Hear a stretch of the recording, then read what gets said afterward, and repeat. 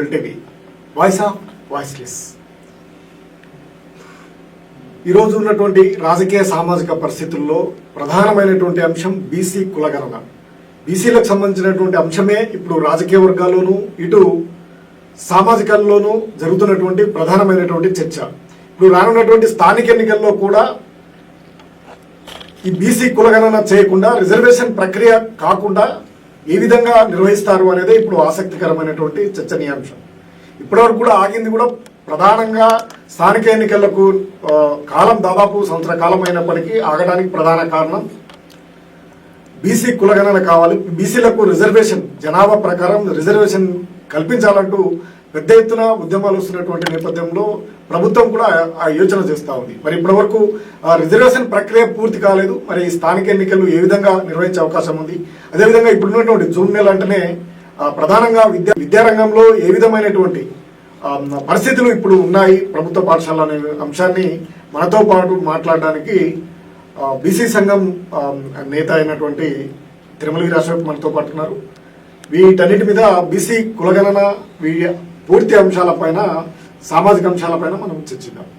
Sir నమస్తే అండి. నమస్తే అండి. ముందుగా భేటీ వారికి ధన్యవాదాలు. సో చెప్పండి, ఇప్పుడున్నటువంటి పరిస్థితులలో బీసీ రిజర్వేషన్ ప్రక్రియ పూర్తి కాకుండా స్థానిక ఎన్నికలు పోవడం సాధ్యమా? ఇప్పుడు కాంగ్రెస్ పార్టీ అధికారంలోకి రాకముందు ఎన్నికల్లో ఇచ్చినటువంటి వాగ్దానం ప్రకారం బీసీలకు 42% రాజకీయ రిజర్వేషన్ కల్పిస్తా అని చెప్పేసి రెడ్డి గారు కూడా చెప్పడం జరిగింది. దాని ప్రకారం గెలిచిన తర్వాత కాంగ్రెస్ పార్టీ బీసీలకు 42% రాజకీయ రిజర్వేషన్లు ప్రకటించాలని చెప్పేసి పెద్ద ఎత్తున బీసీ సంఘాల నుంచి కూడా నిరసనలు పెద్ద ఎత్తున వచ్చిన సందర్భం. ఏంటంటే ఆయన ఇచ్చిన మాట ప్రకారం బీసీలకు 42% రాజకీయ రిజర్వేషన్లు ఇచ్చిన తర్వాతే స్థానిక ఎన్నికలకు ముందుకు పోవాలని చెప్పేసి కూడా బీసీలందరం కూడా కంకణబద్దులై ప్రతి ఒక్కరు గల్లీ నుంచి ఢిల్లీ వరకు కూడా పెద్ద ఎత్తున ఉద్యమాలు చేశాం. ఆ ఉద్యమాల నేపథ్యమే మొన్న అసెంబ్లీలో బీసీలకి 42% రాజకీయ రిజర్వేషన్లు కావాలని చెప్పేసి కూడా వాళ్ళు ప్రకటించడం జరిగింది. ఉట్టి ప్రకటనే కాదు, దానికి చట్టబద్ధత తీసుకురావాలని చెప్పేసి కూడా మేము ఫైట్ చేస్తా ఉన్నాం. ఎందుకంటే కేంద్ర ప్రభుత్వం మీద నెట్టడం కాదు, ఇప్పుడు 40 కులగణన చేయాలని చెప్పేసి పెద్ద ఎత్తున పోరాటం చేసినాం. కులగణన పూర్తి స్థాయిలో జరిగిందని చెప్పేసి వాళ్ళు అంటున్నారు, మేము మాత్రం పూర్తి స్థాయిలో జరగలేదని చెప్పేసి మేము అంటా ఉన్నాం. ఎందుకంటే తెలంగాణ వ్యాప్తంగా కూడా ఎక్కడ కూడా పూర్తి స్థాయిలో కులగణన జరగలేదని చెప్పేసి ప్రతి ఒక్క నియోజకవర్గంలో ఉన్నటువంటి కూడా చాలా మంది వ్యక్తులు కూడా మనకు చెప్తా ఉన్నారు. ఏంటంటే పూర్తి స్థాయిలో కులగణన జరిగితే ఏ కులంలో ఎంతమంది ఉన్నారు, వాళ్ళ ప్రవృత్తుల ప్రకారం ఏం చేస్తా ఉన్నారు, వైద్య ఉద్యోగ రాజకీయ రంగాల్లో ఏ విధంగా ఉన్నారని చెప్పేసి కూడా ముందుకు వస్తున్న సందర్భం ఉండేది. కాకుండా తాత్కాలికంగా ఏదో నామకే వాసుగా 42% రిజర్వేషన్ల కోసం వీళ్ళు కులగణన ఏదో చేయాలి అన్నట్టు చేసిన సందర్భం. ఇంకొక విషయం ఏంటంటే ఆ కులగణనలో బీసీలను తక్కువ చేసి చూపించారు. ఎందుకంటే 56% ఉన్నటువంటి బీసీలని వీళ్ళు చాలా విధాలుగా అన్ని ముస్లింలను కలిపి అన్ని విధాలుగా కూడా కలిపి బీసీ 46%కి చూపించారు. అయితే ఈ 42% రిజర్వేషన్లకు రాష్ట్ర ప్రభుత్వం ప్రకటన చేయాలని చెప్పేసి కూడా పెద్ద ఎత్తున ఉద్యమాలు చేస్తున్నారు. దాని సంఘంలో కులగణన ఏర్పాటు చేయడం జరిగింది. ఇందులో ఈడబ్ల్యూఎస్ రిజర్వేషన్ ఒకటి. దాని గురించి ఎకనామికల్ వీకర్ సెక్షన్ కి వాళ్ళు అగ్రవర్ణాల్లో ఎంతమంది పేదలు ఉన్నారో ఏ మాత్రం కూడా ఏ రోజు కూడా వాళ్ళు కులగణన చేసిన పాపాన పూలే. రాత్రికి రాత్రే 10% రిజర్వేషన్లు తీసుకొచ్చారు. ఈ 10% రిజర్వేషన్ వలన బీసీలు తీవ్రంగా నష్టపోతా ఉన్నారు. ఇప్పుడు ఎక్కడ అడిగారు? ఇప్పుడు ఈడబ్ల్యూఎస్ రిజర్వేషన్ వాళ్ళు 10% రిజర్వేషన్ కావాలని ఎవరు అడిగారు? ఇంతవరకు ఎవరు అడిగిన పాపాన పోలే. ఒకవేళ అడిగినా కూడా ఖచ్చితంగా నువ్వు సర్వే చేయాలి కదా. ఇప్పుడు ఎకనామికల్ వీకర్ సెక్షన్ లో అగ్రవర్ణాల్లో ఎంతమంది పేదలు ఉన్నారో మీరు సర్వే చేయాలి. సర్వే చేయకుండా రాత్రికి రాజే 10% రిజర్వేషన్ ఉంది. వాళ్ళు ఉన్నదే 6% కదా. మొత్తం మీద ఎంతమంది ఉంటారు? మొత్తం 6% ఉన్న జనాభాకి 10% రిజర్వేషన్ ఇస్తే 56% ఉన్న బీసీలకి 27% రిజర్వేషన్ ఎలా సరిపోతుంది? ఎట్లా సరిపోతుంది? దానికి సాధ్యం కాని పరిస్థితి. కాబట్టి ఈడబ్ల్యూఎస్ రిజర్వేషన్ కూడా తొలగించాలని చెప్పేసి మేము కోరుతా ఉన్నాం. మీరు ఒకవేళ చేయాలనుకుంటే ఇప్పుడు మన కులగణనతో పాటు వాళ్ళు కూడా అగ్రవర్ణాల్లో ఎంతమంది పేదలు ఉన్నారో వాళ్ళని కూడా మొత్తం సర్వే చేయండి. ఉన్నటువంటి వాళ్ళలో పేదలు ఉంటే సర్వే చేయండి. సర్వే చేసిన తర్వాత నిజంగా పేదలు ఉంటే వాళ్ళకి రిజర్వేషన్ ప్రకటించండి. మీరు దాన్ని తప్పనట్లే కదా. ఎందుకంటే ఎలాంటి వాళ్ళు ఉన్నదే 6% అంటే ఉన్నటువంటి 6%లో 10% రిజర్వేషన్ ఇచ్చి ఉన్న వాళ్ళంతా కూడా పేదవాళ్ళైనా ఎకనామికల్ వీకర్ సెక్షన్ లోనే ఉన్నారు అందరూ. ఇప్పుడు ఇంకొక విషయం ఏంటంటే బీసీలలో 2 లక్షల రూపాయల ఆర్థిక స్తోమత ఉంటేనేమో ధనవంతులు, అగ్రవర్ణాలలోనేమో 10 లక్షల రూపాయల ఆర్థిక స్తోమత ఉంటేనేమో పేదవాళ్ళు. ఎలా సాధ్యం అవుతుంది ఇది? ఓకే. ఇది సాధ్యం కాని పని కదా. ఇప్పుడు కొంతమంది ఈడబ్ల్యూఎస్ రిజర్వేషన్ పెట్టుకున్న తర్వాత ఎంతో మంది ధనవంతులు కూడా అందులో కూడా పూర్తి స్థాయిలో కూడా పాపం పేదవాళ్ళకి దక్కట్లేదు. ఎందుకంటే ఇప్పుడు అగ్రవర్ణంలో కొంతమంది పేదలు అక్కడ ఉన్నటువంటి సంబంధిత అధికారులతోటి రాయించుకొని కొన్ని ఉద్యోగాలు పొందుతున్న సందర్భాలు ఉన్నాయి ఈ రోజు. దానివల్ల బీసీలు తీవ్రంగా నష్టపోతా ఉన్నారు ఈ రోజు రిజర్వేషన్ పరంగా. మాకు ఈ రోజు గల్లీ నుంచి ఢిల్లీ వరకు మేము కొట్లాడుతా ఉన్నాం. మా జనాభా ప్రకారం మాకు రిజర్వేషన్ ఇవ్వండి, ఉద్యోగాలు రిజర్వేషన్ అని చెప్పేసి కొట్లాడుతూ ఉన్నా కూడా ఈ రోజు వరకు మా రిజర్వేషన్ ఎక్కడ లేదు.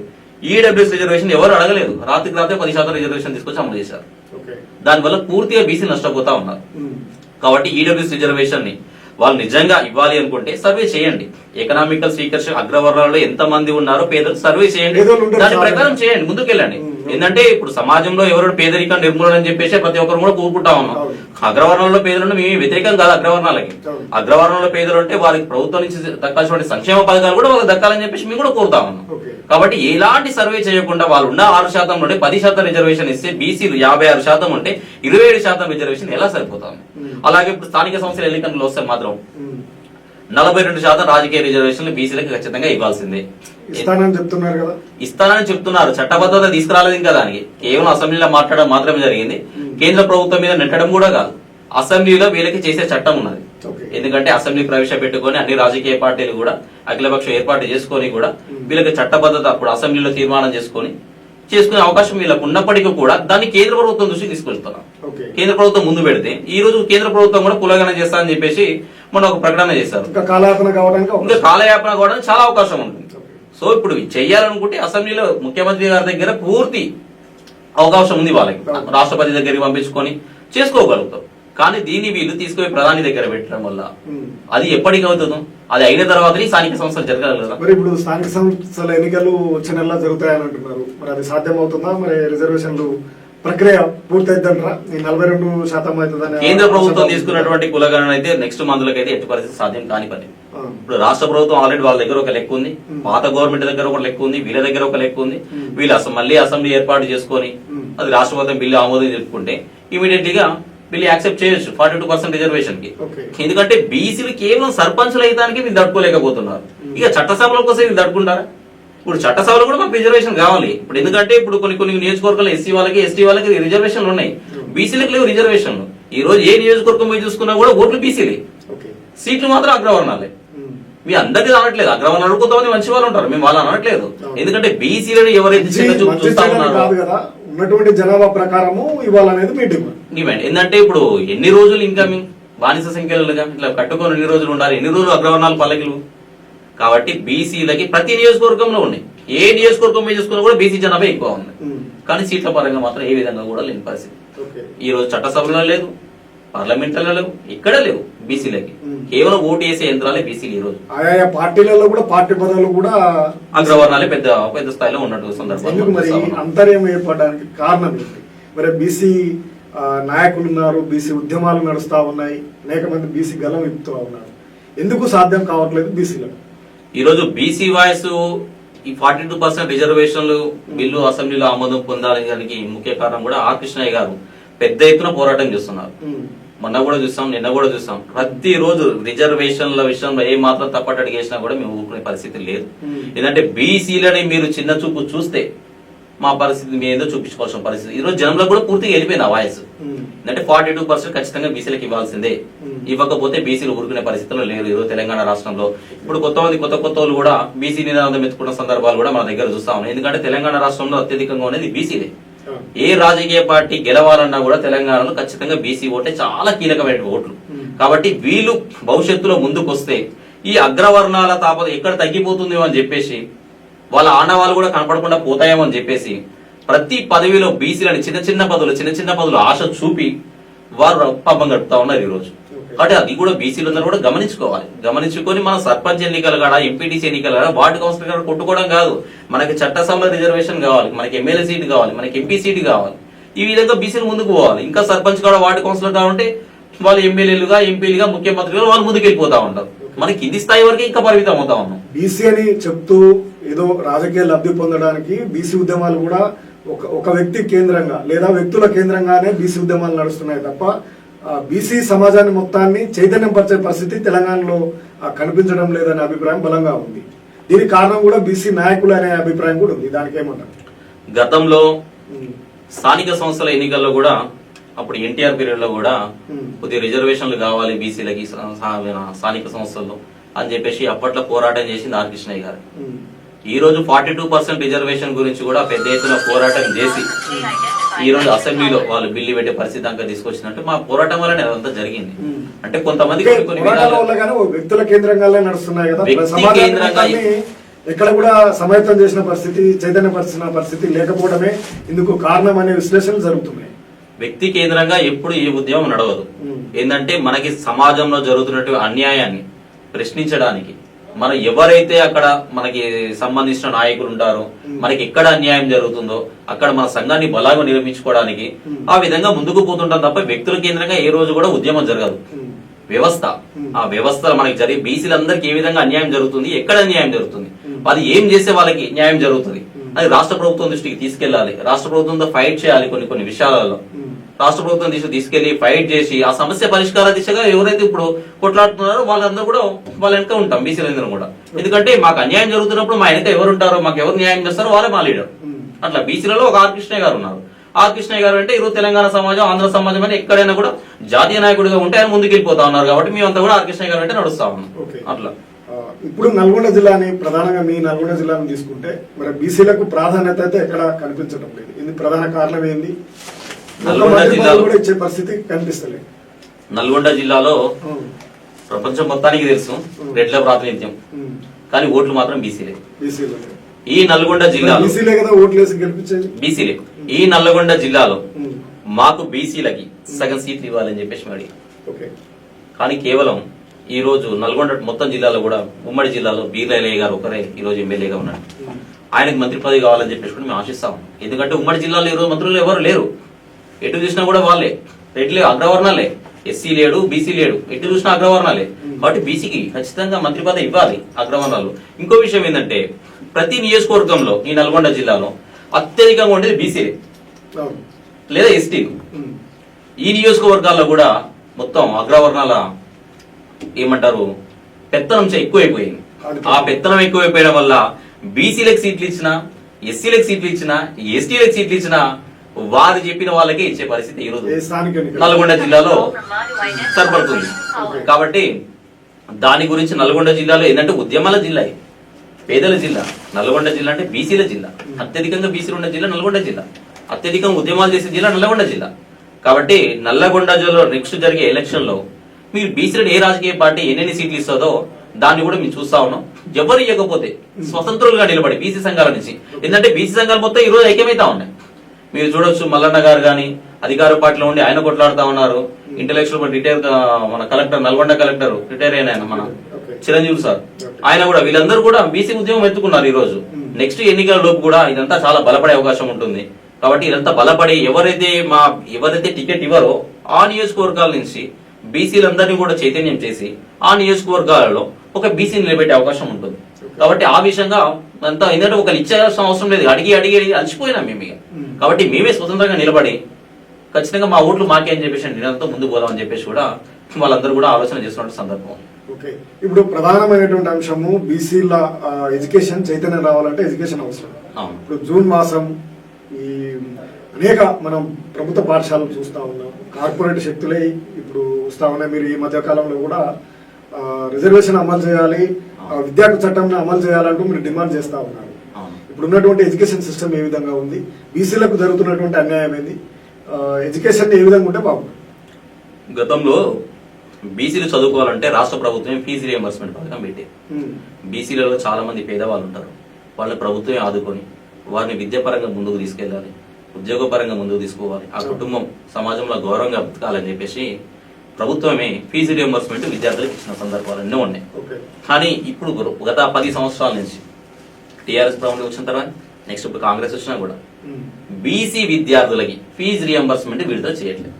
ఈ విడుదల చేయకపోవడం వలన గ్రామ ప్రాంతాల్లో ఉన్నటువంటి పిల్లలు ఏంటంటే కూలీ పని చేసుకునేటువంటి చాలా మంది స్తోమత లేని వాళ్ళు చాలా మంది ఉన్నారు. వాళ్ళు ప్రభుత్వం ఆర్థికంగా ఆదుకోవాల్సిన అవసరం ఎంతైనా ఉంటుంది. కానీ 4,900 కోట్ల రూపాయల బడ్జెట్ గతందే ఇప్పటికీ స్కాలర్షిప్ రిలీజ్ చేయకపోవడం వల్ల వీళ్ళు విద్యార్థులు ఖాళీలో పోని పరిస్థితి. ఎందుకంటే కాలేజీలో పోవాలంటే ఫీజులు కట్టాలి. ఫీజులు కట్టాలంటే వీళ్ళు ఆర్థికంగా లేదు, వాళ్ళు విడుదల చేయట్లేదు కాబట్టి విడుదల చేయకపోవడం వలన వీళ్ళు విద్యకు దూరం అయిపోతా ఉన్నారు. పేద విద్యార్థులు ఈ పేద విద్యార్థులు దూరమై కూలి పనులు చేసుకోవడం, వాళ్ళ వృత్తిరీత్యా పనులు పల్లెటూళ్ళ పనులు చేసుకోవడం, అట్లా పనులు చేసుకోవడం వల్ల విద్యార్థులు బీసీలలో చదువుకునే నాయకులు తగ్గిపోతా ఉంది. ఇంకో విషయం ఏంటంటే ఈ రోజు కార్పొరేట్ స్కూల్ ప్రైమరీ దగ్గరకు వచ్చుకుంటే మాత్రం తెలంగాణ రాష్ట్రంలో విచ్చలవిడిగా ప్రైవేట్ స్కూల్ పెరిగిపోయాయి. దీనికి ముఖ్య కారణం ప్రభుత్వాలే, ఖచ్చితంగా ప్రభుత్వం. లక్షల రూపాయల జీతాలు తీసుకుంటూ ప్రభుత్వ టీచర్లు ఈ రోజు కార్పొరేట్ కొమ్ము కాస్తా ఉన్నారు. ఈ రోజు ప్రతి ప్రైవేట్ స్కూల్లో మనం చూసుకుంటే ప్రతి ఒక్క టీచర్ కూడా ఒక 5 6 10 మందిని జాయిన్ చేయాలని చెప్పేసి వాళ్ళు తీసుకుని అతి తక్కువ జీతం 5,000 10,000 రూపాయల జీతానికే టార్గెట్ ఇస్తా ఉంటారు. 10 మంది జాయిన్ చేయాలి నువ్వు ఇట్లా అని చెప్పేసి వాళ్ళు టార్గెట్ చేస్తా ఉంటారు. కానీ ప్రభుత్వ స్కూళ్లలో చదివేటటువంటి జీతాలు తీసుకునేటువంటి ఉపాధ్యాయులు లక్షల రూపాయల జీతాలు తీసుకుంటారు. కానీ ఏ ఉపాధ్యాయుడు ఎంతమందికి జాయిన్ చేస్తా ఉన్నారు అక్కడ? ఎవరిని జాయిన్ చేయట్లేదు. ఎవరు అయినా కాకుండా కూడా నా జీతం నాకు వస్తుంది. అట్లా ఇదంతా కూడా ఎవరి సొమ్ము? పేదల సొమ్ము, ప్రజల సొమ్మే కదా ఇదంతా కూడా. ఎందుకంటే ఈ రోజు కార్పొరేట్ వ్యవస్థ బాగా బలిసిపోవడానికి కారణం ఈ ప్రభుత్వాలు, పూర్తి స్థాయిలో ప్రభుత్వాలు. ఈ రోజు గత పక్క రాష్ట్రం చూసుకుంటే ప్రభుత్వ స్కూల్ ఎంత మంచిగా కలకలాడుతా ఉన్నాయి. మన రాష్ట్రంలో చూసుకుంటే ఇక్కడ చూసుకుంటే మాత్రం అల్లా కోళ్లు, కుక్కలు, బర్రెలు ఇవి తిరుగుతా ఉన్నాయి. ఈ రోజు అనేక పాఠశాలలో ఉపాధ్యాయులు లేకపోవడం, పిల్లలు లేకపోవడం, ఉపాధ్యాయులు ఉన్నారు, పిల్లలు ఉండట్లేదు. ఎంత కూలి పని చేసుకునే పిల్లలు కూడా ప్రభుత్వ స్కూల్లో ఈ రోజు చదువుకునే పరిస్థితి లేకుండా పోయారు. గవర్నమెంట్ స్కూల్ అంటే అమ్మ మేము దూరం పిల్లగానే మా స్కూల్ అని చెప్పేసి అంటాం. ప్రధాన కారణం ఏంది అంటే ఎడ్యుకేషన్ సక్రమంగా లేకపోవడమా, లేదా ప్రభుత్వాల నిర్వహణ సక్రమంగా లేకపోవడమా, నిధులు కేటాయించకపోవడమా, ఏంటిది? పూర్తి స్థాయిలో ప్రభుత్వాల నిర్వహణ కరెక్ట్గా లేకపోవడం. ఏంటంటే గవర్నమెంట్ స్కూళ్ళ మీద ఏ రోజు కూడా ప్రభుత్వాలు ఇప్పుడు ఫోకస్ చేయలేదు, ఎక్కువ శాతం ఎక్కడ చేయలేదు. ఎందుకంటే ఎంతసేపు కార్పొరేట్ కొమ్ము కాస్తా ఉన్నారు. కార్పొరేట్ లక్షల రూపాయలు తీసుకుంటా ఉన్నారు అందులో ఫీజులు. 1,00,000 రూపాయలు కట్టి ఒక పల్లెటూరు పిల్లగాడు కూలి చేసుకునే పిల్లలు పేరెంట్స్ ఎలా కడతారు ఈ రోజు ఫీజులు? కట్టాలంటే ఎంత కష్టమైన పరిస్థితి. వాళ్ళు ఒంటి మీద ఉన్న బంగారం లేదా ఊళ్ళలో ఉన్న భూములు అమ్ముకునే పరిస్థితి ఈ రోజు తెలంగాణలో ఉంది. అత్యధికంగా మన మిర్యాలలో కూడా అదే పరిస్థితి నడుస్తా ఉంది. చదివించుకోవాలంటే కూడా చాలా భూములు అమ్ముకునే పరిస్థితి ఈ రోజు. అంతో ఇంతో గుంటారు ఉండి భూములు అమ్ముకునే పరిస్థితి ఈ రోజు మన మిర్యాలగూడలో కూడా అత్యధికంగా ఉన్నాయి. ఈ రోజు కార్పొరేట్ వ్యవస్థ మొత్తం కూడా మిర్యాలగూడకి మారిపోతా ఉంది. విద్యా వ్యవస్థ మొత్తం వ్యాపార వ్యవస్థగా మారిపోయింది, ఒక మాఫియాగా తయారైతా ఉంది ఈ విద్యా వ్యవస్థ. ఈ విద్యా వ్యవస్థని పూర్తి స్థాయిలో అరికొట్టడం ఒక ప్రభుత్వం వల్లనే అవుతుంది. ఈ ప్రభుత్వం కూడా చేతులు కట్టుకుని కూర్చోడం వల్ల వాళ్ళ దందాకి విచ్చలవిడి అయిపోయింది అనమాట. ఆ దందాన్ని అడ్డుకునే వాళ్ళు ఎవరు లేరు, ఆ వ్యాపారాన్ని అడ్డుకునే వాళ్ళు ఎవరు లేకుండా అయిపోయింది ఈ రోజు. మీరు అధికారులకు పిటిషన్ ఇచ్చారు, ఏమంటున్నారు వాటి మీద? మేము చాలా మందికి చాలా ఉద్యమాలు చేస్తాం, మేము ఉద్యమాలు చేస్తాం, అధికారులను కలిసాం, చాలా మందిని చేస్తాం. చేద్దామంటారు, సరే చూద్దామంటారు, అంతేగాని అక్కడి నుంచి ఒక్క ముందు కూడా పోయేది ఏముండదు. ఈ రోజు మన మిర్యాలగూడలో ప్రభుత్వ పాఠశాల ఏడునే దూలాడుకోవాల్సిన పరిస్థితి వచ్చింది. ఏ ఊర్లో ఏ స్కూల్ ఉంది? గతంలో ఎక్కడ చూసుకున్నా గవర్నమెంట్ స్కూలే కదా. ఈ రోజు గవర్నమెంట్ స్కూల్ ఎక్కడున్నాయి? అసలు ఏ ఊర్లో ఉన్నాయా, కనపడుతున్నాయా, కనపడట్లేదని చెప్పేసి వెతుక్కునే పరిస్థితి ఈ రోజు మన మిర్యాలగూడలో ఉంది. ఎందుకంటే ఎక్కడి నుంచో కార్పొరేట్ స్కూల్స్ మన మిర్యాలగూడకు వచ్చి మన మిర్యాలగూడ విద్యా వ్యవస్థని, మన మిర్యాలగూడ పేరెంట్స్ ని, వాళ్ళని ఎంతసేపటి మైండ్ వాష్ చేసి ఈ రోజు లక్షల రూపాయల అప్పుల కారణమైతా ఉన్నారు. ఈ రోజు దీనికి కారణం ప్రభుత్వం, జిల్లా డిఈఓ తక్షణం సస్పెండ్ చేయాలని చెప్పేసి మేము కొట్లాడుతా ఉన్నాం.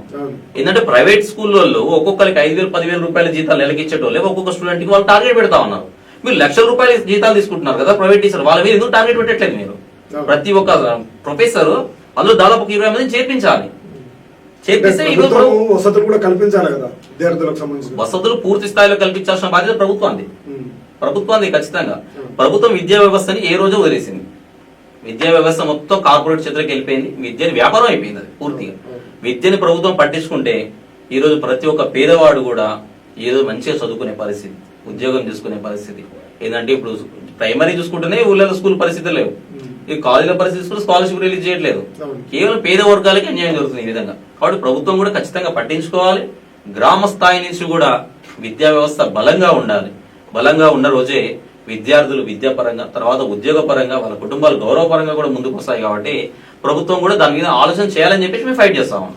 ఇప్పుడున్నటువంటి పరిస్థితుల్లో పూర్తిగా నిర్వీర్యమైనటువంటి ప్రభుత్వ పాఠశాలలను పేదలకు అందాలంటే ఏ విధమైనటువంటి చైతన్యం ఒక అధికారులనే కాదు ప్రజలకు కూడా రావాలా? ప్రజలు కూడా ప్రభుత్వ పాఠశాలను ఎందుకు మాకు వసతులు కల్పించాలనే డిమాండ్ రావట్లేదు అనే అభిప్రాయం కూడా ఉంది.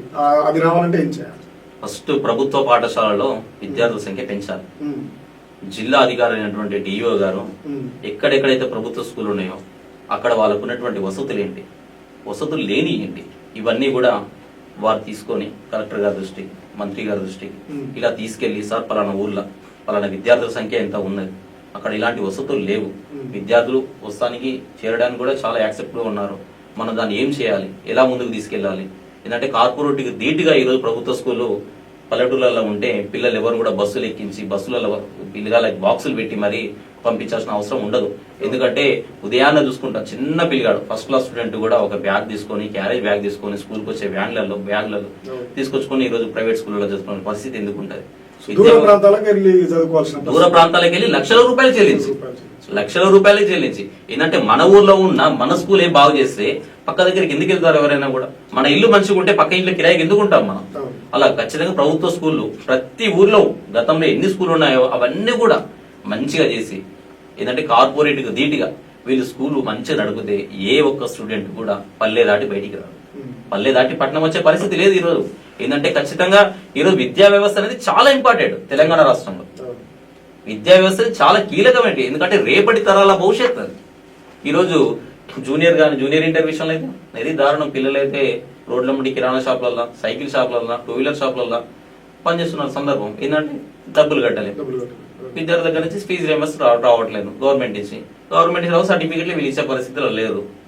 కాబట్టి వాళ్ళు ఏం చేయాలో అర్థం కాక ఊళ్ళలో కూలి పనులు, పట్టణాల్లో పనులు ఇవన్నీ చేసుకుంటున్న సందర్భం వీళ్ళు వచ్చి కూడా బయట ఉండి అద్దె చెల్లించుకుంటూ అవి కూడా వీళ్ళు కూడా కూలి పనులు చేసుకుంటూ అసలు మిర్యాలగూడలో జరిగినటువంటి విద్యా వ్యాపారం నాకు తెలిసి ఎక్కడ జరగదేమో. అతి దారుణమైన వ్యాపారం విద్యా వ్యాపారం. నాణ్యత కూడా లేదు. ఇక్కడ కూడా ఏ ప్రైవేటు పాఠశాలలో కూడా వాళ్ళు ఇచ్చినటువంటి నాణ్యత గాని కాదు, పర్మిషన్ ఫిట్నెస్ బస్సులు గాని, ఎక్కడ కూడా ఫైవ్ స్టేట్మెంట్ గాని, ఖచ్చితంగా బీఈడీ చేసిన వాళ్ళు గాని ఎక్కడ కూడా లేరు.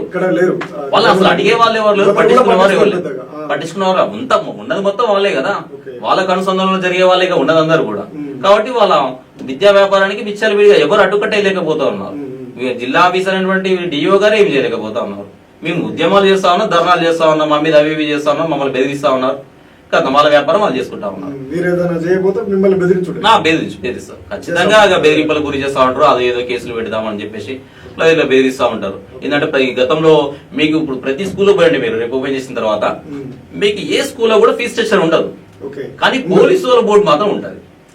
పోలీసు వారికి హెచ్చరిక అని ప్రతి స్కూల్లో ఉంటది. స్కూల్ ముందర